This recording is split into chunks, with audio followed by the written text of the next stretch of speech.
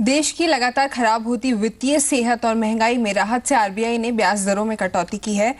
औद्योगिक ग्रोथ में लगातार कमी के साथ देश में खराब होते निवेश माहौल ने भी आरबीआई की चिंता बढ़ा दी है। ऐसे में उद्योग जगत का भरोसा बढ़ाने के लिए ब्याज दरों में कमी जरूरी थी।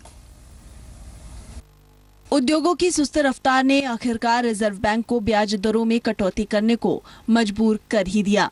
रिजर्व बैंक को महंगाई दर की चिंता थी, लेकिन हाल के दिनों में महंगाई के मोर्चे पर मिली राहत ने आरबीआई का काम कुछ आसान कर दिया।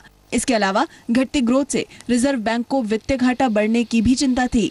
ग्रोथ के मोर्चे पर हालात इतने खराब हो चुके थे कि अक्टूबर-दिसंबर तिमाही में जीडीपी ग्रोथ घटकर करीब 6% रह गई। इसके साथ ही औद्योगिक उत्पादन की रफ्तार भी निराशाजनक रही। आरबीआई ने महंगाई पर काबू करने के नाम पर मार्च 2010 के बाद लगातार 13 बार ब्याज दरें बढ़ाई थीं, लेकिन अब महंगाई के मोर्चे पर भी आरबीआई राहत महसूस कर रहा है। पिछले साल अक्टूबर में महंगाई दर करीब 10% के करीब थी, जो इस साल जनवरी में 7% के नीचे आ गई। मार्च के ताजा आंकड़ों के मुताबिक भी महंगाई दर इसी स्तर पर बरकरार है। आरबीआई ने 3 सालों के लंबे इंतजार के बाद ब्याज दर में कटौती कर दी, तो इंडस्ट्री ने भी राहत की सांस ली है।